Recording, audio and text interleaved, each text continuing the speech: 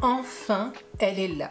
Comme chaque année depuis un petit moment maintenant, je profite de ce début de mois de janvier pour tourner, je pense, ma vidéo préférée sur la chaîne. En tout cas, l'une de mes vidéos préférées, c'est certain.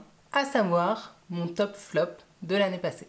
Alors c'est parti! Bonjour à tous et bienvenue dans cette nouvelle vidéo. J'espère vraiment de tout cœur que la période des fêtes de fin d'année chez vous s'est déroulée telle que vous le souhaitiez. La nouvelle année est donc déjà là. C'est l'occasion pour ma part de dresser un petit bilan de l'année passée et bien sûr également de vous faire part de mes envies pour le futur. Je sais que nous ne sommes que début janvier, mais malgré tout, je sais pertinemment que je vais arriver un petit peu après la bataille, après tout le monde, parce que j'ai vu déjà une flopée de vidéos bilan, récapitulatifs, etc. de l'année passée sortir. Mais pour ma part, j'attends toujours que l'année soit complètement terminée, révolue, pour pouvoir tourner cette vidéo. Et en plus de ça, malheureusement, la semaine passée et en début de semaine, j'ai été un petit peu patraque. Et aussi et surtout, j'avais des travaux sur le pas de ma porte. C'est-à-dire que ce matin encore, les mecs étaient en train de faire du marteau-piqueur devant mon garage. Autant dire, impossible de tourner dans ces conditions. Ce qui explique que malheureusement, ma vidéo arrive peut-être un peu tard, mais écoutez, comme on dit, mieux vaut tard que jamais. Donc, comme tous les ans, cette vidéo se déroulera en plusieurs temps. Tout d'abord, je vais revenir sur mon année de lecture à l'aide de quelques chiffres et de statistiques. Ensuite, je passerai bien sûr à mon top flop de l'année passée. Et enfin, je vous parlerai de mes projets et mes envies pour l'année à venir et également de quelques petits changements qui risquent de s'opérer sur la chaîne. Alors, installez-vous confortablement parce que généralement, c'est une vidéo assez longue et commençons tout de suite par un petit flashback. En 2024, j'ai donc très exactement lu selon Livre Addict, et d'ailleurs un énorme merci à ce site qui me permet de tenir toutes mes lectures à jour et de savoir un petit peu où j'en suis à la fin de l'année. Très exactement donc 91 livres et plus précisément 34 581 pages et je suis ravie de ce chiffre. Alors je sais que pour certains ça va sembler beaucoup et pour d'autres ça va peut-être sembler assez peu. Mais personnellement, au vu de ma vie professionnelle et personnelle, je trouve que c'est déjà super. Oui, en soi, j'avais fait plus en 2023, mais je ne suis absolument pas du tout dans une optique de faire toujours plus.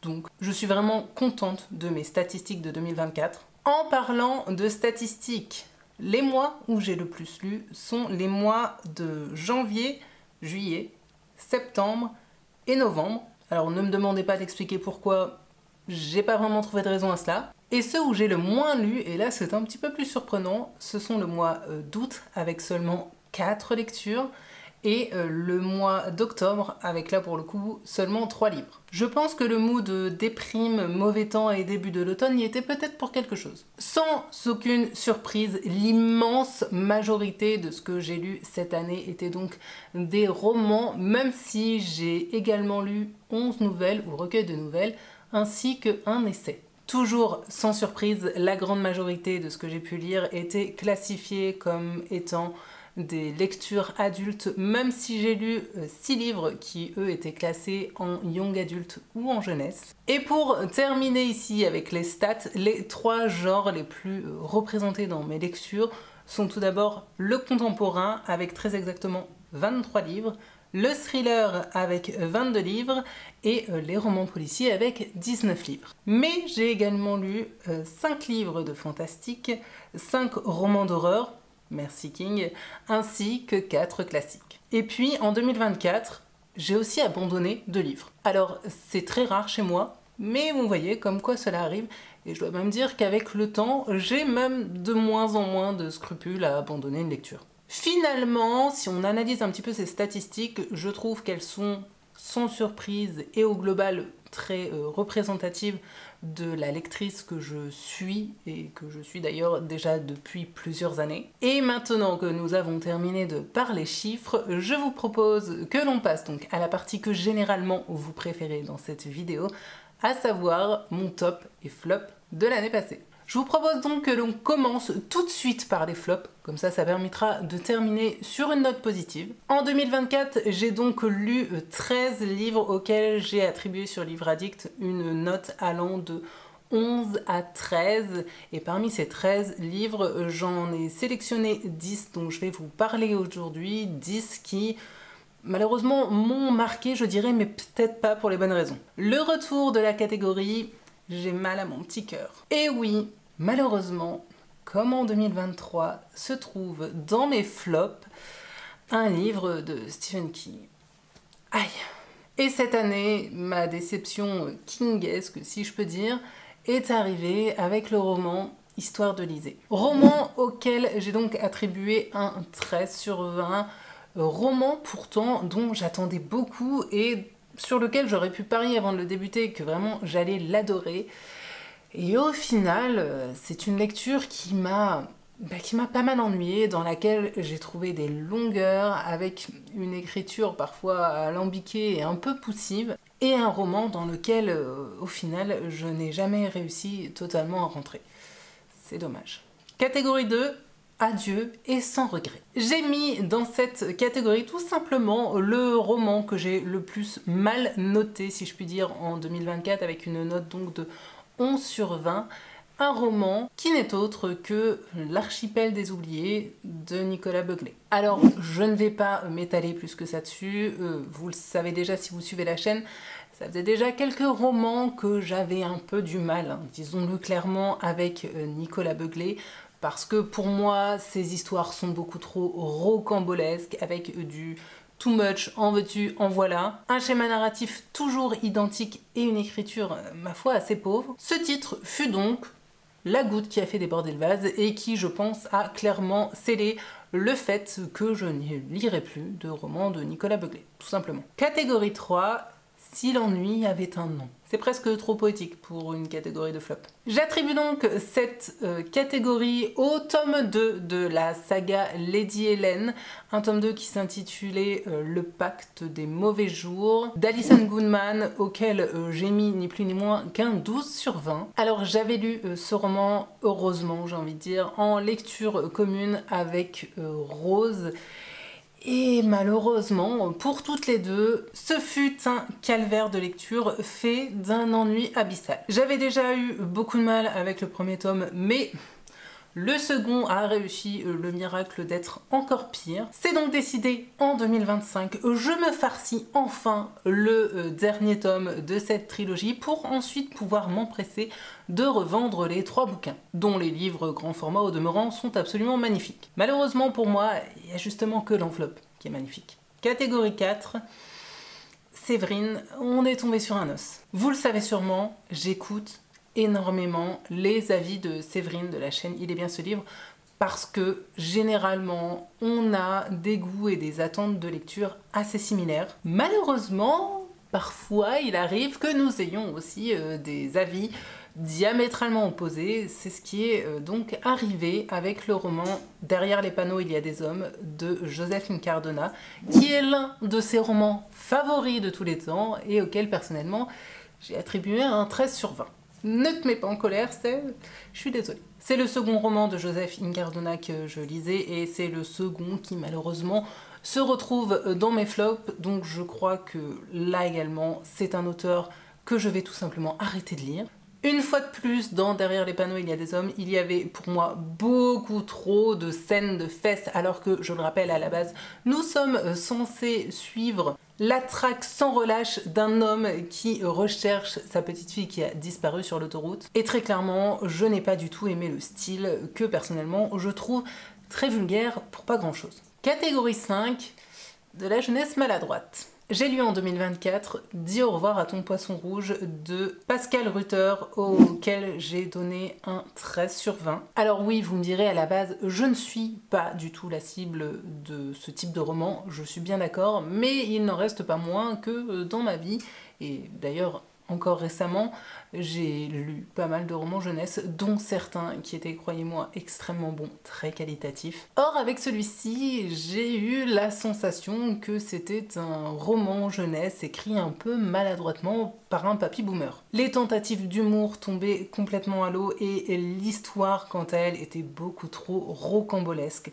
C'est dommage. Ce n'était vraiment pas une cata, mais sincèrement, en termes de jeunesse, j'ai déjà lu beaucoup mieux. Catégorie 6, le bis repetita du nom. Alors je vous le promets, je n'ai aucune envie profonde de m'acharner sur cet auteur, qui est d'ailleurs une personne que je ne connais absolument pas au demeurant, mais je ne peux que mettre un second roman de Nicolas Beuglet dans cette liste de flops, avec donc Le Passager sans visage auquel j'ai attribué un 13/20. En plus des points négatifs que j'ai donc déjà évoqués auparavant, j'ai trouvé que dans ce tome-ci, il y avait des pseudo-choix inclusifs hyper maladroits ainsi qu'un côté ultra moralisateur que j'ai détesté. Donc définitivement, Nicolas Beuglet, pour moi, c'est non. Et comme là d'un coup, je ne sais pas ce qui se passe, la nuit a décidé de tomber, je vais tenter d'allumer quelques lumières histoire de pouvoir terminer cette vidéo. Vous excuserez donc cette lumière vraiment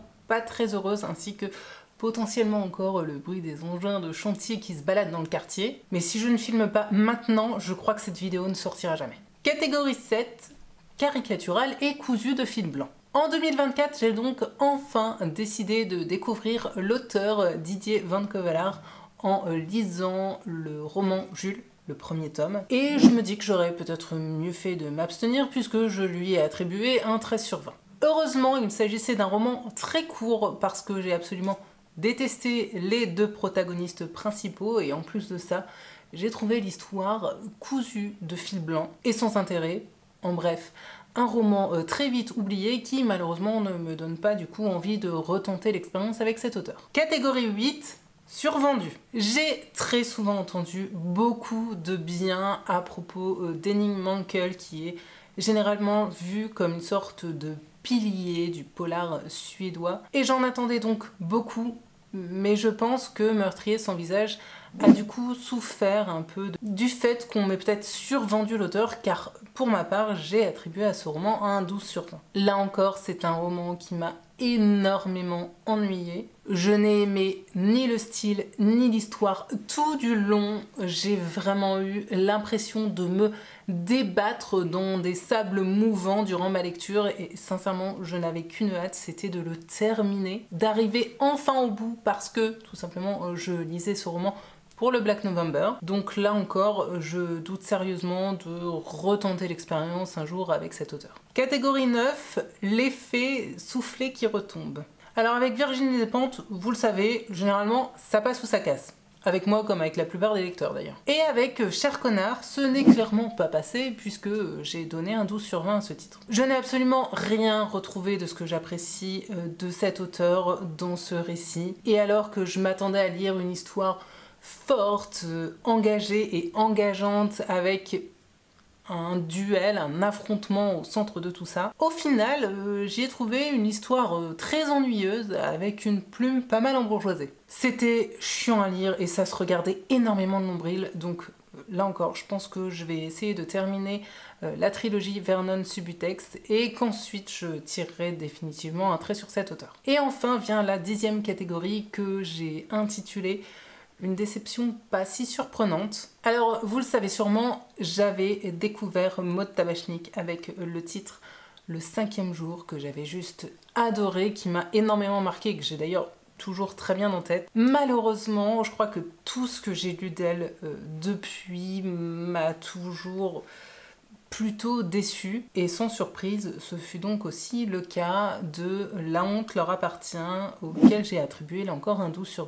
Je ne garde au final que les contours un peu flous de cette histoire, mais je me souviens que les personnages étaient assez caricaturaux et très peu attachants, et qu'en plus de ça, l'écriture était assez lourde. Bon, et puisque maintenant j'en ai terminé avec les choses qui fâchent, je vous propose que l'on passe donc à ce qui est beaucoup plus important, à savoir mes tops de l'année 2024. En 2024, j'ai donc lu, mesdames et messieurs, pas moins de 17 livres auxquels j'ai attribué des notes allant de 17 à 20/20, ce qui, je trouve, au global, reflète une année de lecture quand même plutôt positive dans l'ensemble. Je ne pouvais bien sûr pas vous présenter 17 livres parce que je pense que cette vidéo sera déjà beaucoup trop longue. Donc, parmi ces 17 titres, j'ai décidé de n'en garder que 10, les 10 plus marquants que j'avais vraiment envie aujourd'hui de remettre un petit peu en avant. La première catégorie de mes tops 2024, je l'ai intitulée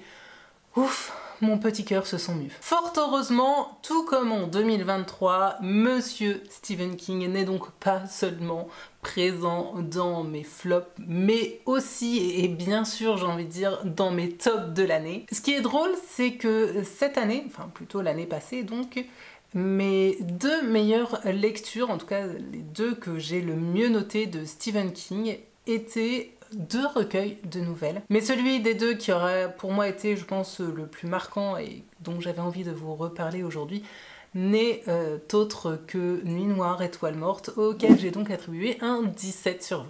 C'est sans aucun doute possible l'un des meilleurs recueils de nouvelles de l'auteur. Les 5 nouvelles sont très équilibrées, les 5 sont toutes très qualitatives, mais je retiens tout particulièrement la nouvelle Grand Chauffeur, qui m'a complètement soufflé, plus que marqué, et qui est, je pense, très clairement à ce jour l'une des meilleures nouvelles de Stephen King que j'ai pu lire. La seconde catégorie s'intitule « C'est une habitude avec lui ». Là encore, ce n'est pas une surprise de retrouver cet auteur donc dans mes tops. J'ai nommé donc Mathieu Ménégo avec le titre « Je me suis tue », auquel là encore j'ai attribué un très beau 17 sur 20. J'avais pourtant donné la très belle note de 18 sur 20 en 2024 à Un fils parfait de ce même auteur.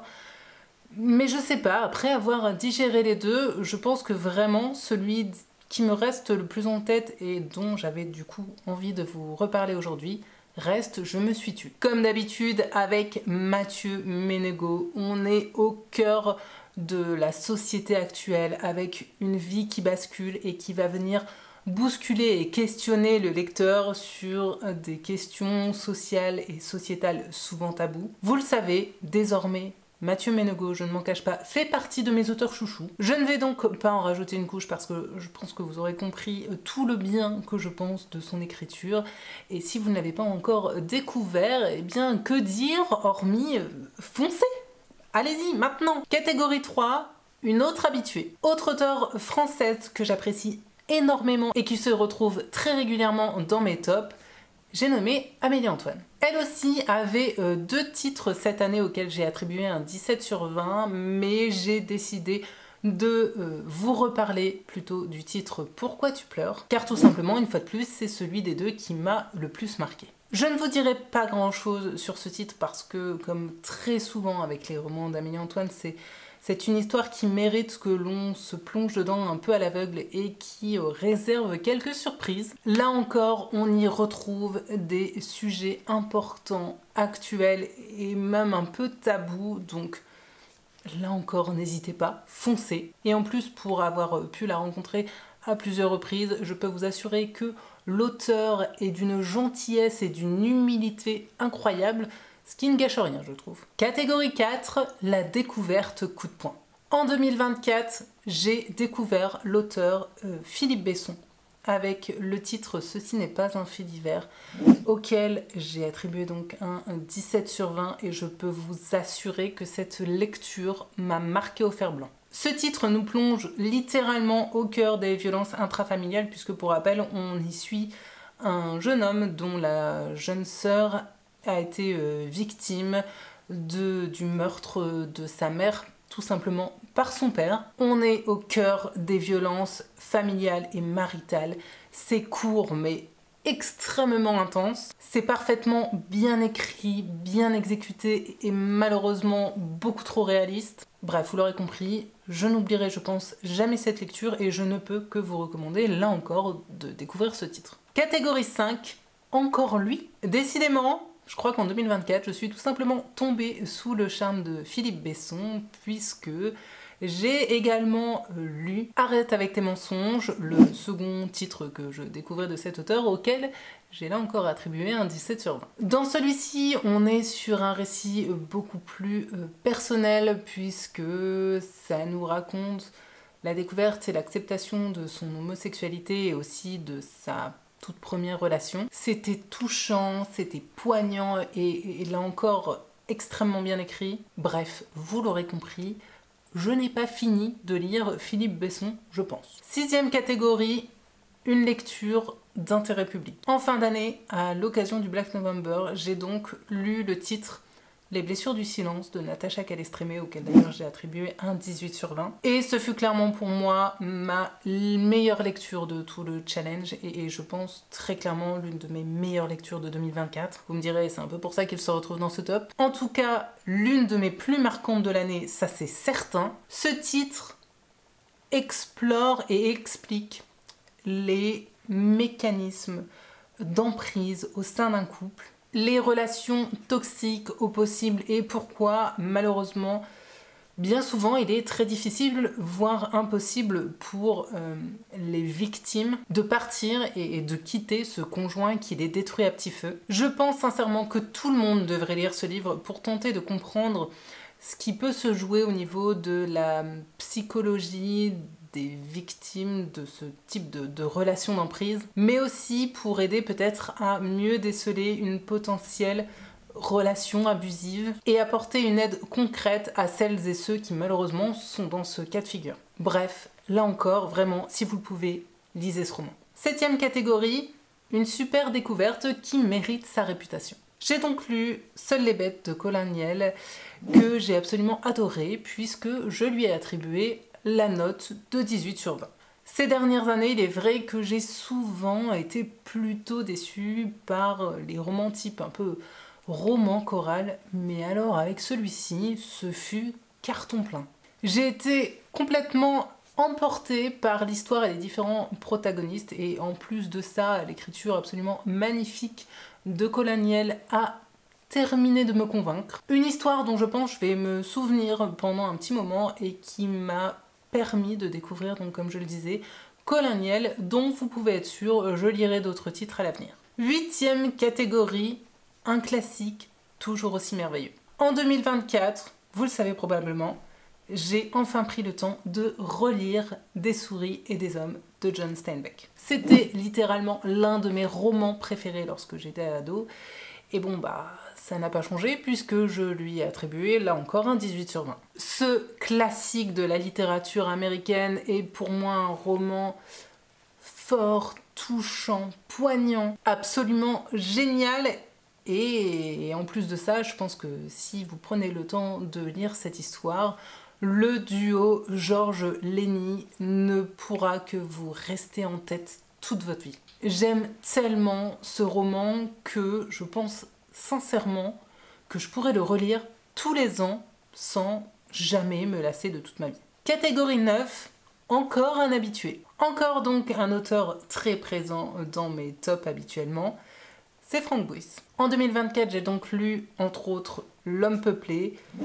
Et là encore, que voulez-vous, j'ai adoré ce récit. Je pense même qu'à ce jour, c'est mon roman préféré de l'auteur. Pour moi, dans L'homme peuplé, il y avait vraiment l'essence même et pure de tout ce que Frank Buys sait faire de mieux. Il y a la nature, les gens taiseux, la solitude, les secrets de famille, mais aussi un côté profondément marquant et touchant, le tout servi en plus de ça par une plume merveilleuse. J'aime donc toujours autant cet auteur que vous continuerez à voir régulièrement dans mes points lecture. D'ailleurs, je viens tout juste de terminer un autre roman de lui, donc voilà. C'est pour dire. Je pense que comme pour King, je n'ai pas fini de vous casser les oreilles avec Frank Buys. Et enfin, catégorie 10, je l'ai intitulé le top final à l'image de l'actualité 2024. Vous le savez probablement, fin 2024, Gisèle Pelicot a été élue par de nombreux médias comme étant la personnalité, la personne la plus marquante de l'année 2024 et cela fait complètement écho à mon année de lecture personnelle puisque donc en 2024 j'ai lu Et j'ai cessé de t'appeler papa, écrit par Caroline Darian qui est donc la fille de Gisèle Pelicot, et je n'ai pu faire autrement que de donner à ce témoignage un 20/20. Là encore, très clairement, c'est un livre d'utilité publique. Là encore, c'est un livre qui met en lumière malheureusement les violences conjugales et intrafamiliales. Et là encore, c'est un texte qui m'a complètement soufflé et marqué au fer blanc, tant et si bien que je m'en souviendrai, je pense, toute ma vie. Bref, si ce n'est pas encore fait, je ne peux que vous inviter à aller lire la parole de Caroline Darian parce que je pense très sincèrement qu'elle mérite d'être écoutée. Alors, comme vous l'aurez peut-être remarqué, en tout cas, moi c'est quelque chose qui m'a pas mal sauté aux yeux lorsque j'ai préparé cette vidéo. La plupart de mes tops ont certains points communs, à savoir des thématiques fortes, souvent sociales et sociétales, parfois tabous, des histoires de vie qui basculent, des vies assez communes et pour autant quelque part un peu hors du commun. Je crois qu'il faut que je me rende à l'évidence que j'aime profondément ces histoires de héros ou d'anti-héros du quotidien et quand en plus de ça, c'est servi par une plume qualitative, bon bah alors là c'est jackpot. Du coup, pour terminer cette vidéo, j'avais désormais envie de vous parler de mes envies pour le futur et aussi de quelques changements qui risquent d'avoir lieu sur la chaîne. Alors globalement, on va rester sur la même ligne de conduite et la même façon de faire parce que tout simplement c'est ce qui me correspond le mieux et c'est ce qui me définit le mieux en tant non seulement que lectrice mais aussi en tant que personnalité de moi qui je suis. Vous ne verrez donc toujours pas en 2025 sur cette chaîne des collaborations et services presse à tout va parce que tout simplement ça ne fait pas partie de mes souhaits. Je continuerai à lire ce qui me fait envie sans aucune préoccupation des potentielles nouveautés et ou genres à la mode et également sans surprise dans l'immense majorité des livres que je vous présenterai seront des livres de poche. Je ne me fixe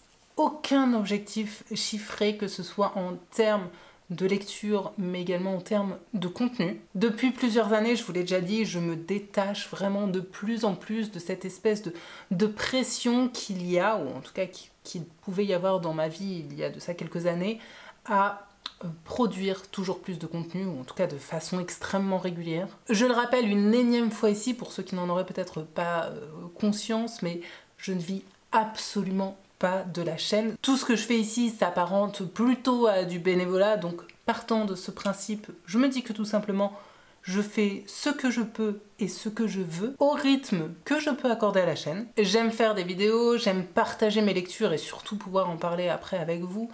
Mais je sais aussi parfaitement que 2025 va être une année assez chargée et même charnière pour moi, que ce soit au niveau perso ou au niveau pro, et donc si parfois je ne peux pas poster une vidéo pendant 3 semaines, eh bien tant pis, c'est pas grave. En 2025, mon objectif premier, c'est d'arriver enfin à vivre de mes créations, ce qui n'est pas du tout le cas aujourd'hui. Sans quoi, eh bien, je devrais retrouver un job sûrement beaucoup moins palpitant. Donc vous comprenez, je pense, pourquoi c'est ma priorité number one. Donc la lecture et les vidéos, oui, mais à mon rythme et à ma façon. Je vous avoue aussi que de voir la chaîne stagner et même parfois régresser à certains points de vue ne m'incite pas forcément à tenter de produire encore plus de contenu. C'est vrai que depuis quelques années, le nombre d'abonnés sur la chaîne stagne complètement et que il n'est pas rare aujourd'hui que mes vidéos aient un peu du mal à atteindre les 1000 vues, là où avant elles faisaient 2000, 3000 vues sans problème. Alors, ce n'est absolument pas grave, hein, on est bien d'accord, mais c'est vrai qu'au vu du temps et de l'engagement que me demande chaque vidéo, eh ben, c'est un peu décourageant. J'en déduis donc que peut-être tout simplement mes vidéos plaisent moins, et en disant cela, je pense surtout notamment au point lecture. Et je ne suis pas aveugle, hein. Je vois parfaitement ceux qui fonctionnent sur les autres chaînes, sur Booktube, à savoir présenter 36 achats et services presse par vidéo, surfer sur la romance, la romantaisie, la dark romance, le cozy mystery et j'en passe, parler de jaspage et de beaux livres. Mais je suis désolée, personnellement, je n'ai aucune envie de tomber là-dedans, et ce, juste pour faire des vues, tout simplement parce que, d'une part, c'est exactement le genre de choses que, personnellement, je fuis en tant que consommatrice de contenu vidéo, mais aussi et surtout parce que ça ne me correspond absolument pas. Alors, je sais aussi que pour gagner en visibilité de manière assez efficace, beaucoup sont partis sur TikTok. Ne m'y cherchez pas, je n'ouvrirai pas de compte TikTok ni demain, ni dans 5 ans. Notamment parce que, d'une part, mes journées sont déjà bien assez chargées comme ça et que je n'ai absolument aucune envie de perdre du temps supplémentaire sur un énième réseau social, mais aussi et surtout parce que c'est un support qui, je dois l'avouer, me débecte pas mal, que ce soit sur le plan éthique ou sur le plan moral. Alors en disant ça, je ne juge absolument pas les gens qui y sont, j'ai envie de vous dire, chacun voit midi à sa porte. Vraiment, je ne suis absolument pas là pour vous faire la morale et soyons bien clairs, je ne pense pas aujourd'hui qu'il y ait un seul réseau social qui soit vraiment blanc comme neige. N'empêche que certains sont bien plus pourris que d'autres, le savent parfaitement et s'en tapent allègrement le coquillard. Et je ne vous parle même pas de X qui est, je pense, établi et démontré depuis plusieurs années comme étant l'allié de l'humanité et le centre parfait de la désinformation et de l'infox par excellence. Donc si vous souhaitez me suivre, c'est exclusivement sur Instagram, YouTube, Facebook, même si en fait sur Facebook ce ne sont que des repostages de mes posts Instagram, mon site et Livre Addict. Je pense que c'est déjà beaucoup, en tout cas pour ce que je peux fournir d'engagement. Donc sachez que s'il y a des comptes à mon nom autre part, c'est forcément du fake. Vous l'aurez donc compris, je continuerai de faire les choses à ma façon, même si je pense qu'en 2025, je vais tout de même opérer un petit changement sur la chaîne en termes de contenu. Je vois bien que les points à lecture ne déplacent pas les foules, mais je l'ai dit et je le redis, pour moi, la vie littéraire doit rester le cœur, le point central d'une chaîne littéraire. Sinon, faites du téléachat tout simplement. Je pense donc qu'en 2025, je continuerai à vous parler de toutes mes lectures, mais pas forcément de toutes sur YouTube. Et c'est là que va peut-être poindre un petit changement. Je pense qu'en 2025, je vais continuer à vous proposer des points lecture regroupant des titres dont j'ai vraiment envie de vous parler, que ce soit parce que ce sont des coups de cœur, ou au contraire parce que ce sont des déceptions, ou encore parce que ce sont des lectures qui ont peut-être un point commun. Et pour toutes ces lectures, vous savez,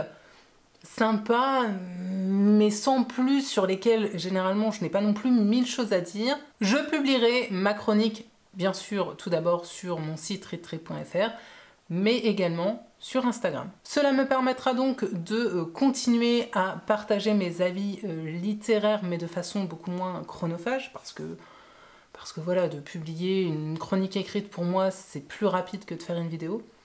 Mais aussi de faire un peu revivre mon compte Instagram qui, il est vrai, j'ai eu tendance à peut-être un peu délaisser en 2024. Et puis en 2025, j'ai aussi très envie de vous proposer un contenu un peu différent, avec des vidéos peut-être plus thématiques, qui sortent des traditionnels, j'ai envie de vous dire, book haul et points lecture, comme par exemple des tops. J'ai déjà d'ailleurs une petite liste de tops en réserve que j'ai assez hâte de vous tourner. Des zooms sur des auteurs, ou encore du contenu vidéo 100% King, parce que King restera toujours dans mon cœur. Oui, sans surprise, hein, sachez-le, en 2025, je continuerai à vous bassiner avec mon auteur favori qui est donc Monsieur Stephen King. En 2024, je n'ai pas réussi à terminer de lire toute sa bibliographie, même si j'ai quand même pas mal avancé. Et en toute transparence, je doute que j'arrive à ce but final également en 2025, même si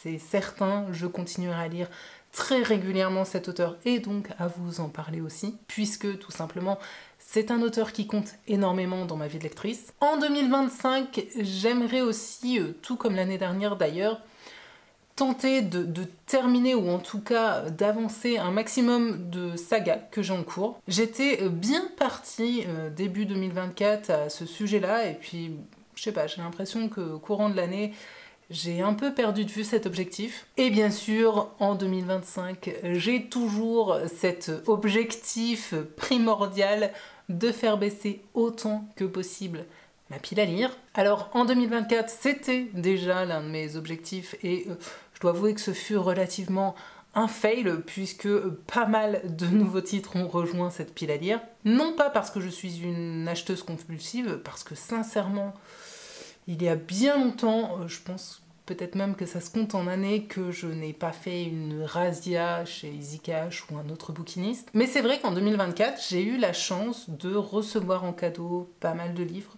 de recevoir aussi 2 très belles cartes cadeaux pour acheter des livres, ce qui fait que Du coup, assez logiquement, ça a fait pas mal gonfler cette pile à lire. Spoiler alerte, j'ai encore eu une très belle carte cadeau culture à Noël, ce qui fait que, a priori, je pars assez mal pour tenir cet objectif en 2025, mais bon, je ne vais pas me plaindre. En bref, en 2025, tout simplement, je compte bien rester la même et j'espère que vous serez toujours au rendez-vous et que peut-être ensemble on pourra faire évoluer cette chaîne et son contenu. D'ailleurs, si vous avez des envies de vidéos spécifiques, s'il vous plaît, n'hésitez surtout pas à m'en faire part en commentaire. N'oubliez vraiment pas que cette chaîne n'existe pas si vous n'êtes pas présent pour regarder et commenter les vidéos, parce que même si j'aime beaucoup parler lecture, je ne vois pas non plus l'intérêt de parler à une chaise vide. Pensez du coup, vous l'aurez compris, à me suivre aussi sur Instagram. Je mets comme d'habitude le lien vers mon compte Insta dans la barre d'infos.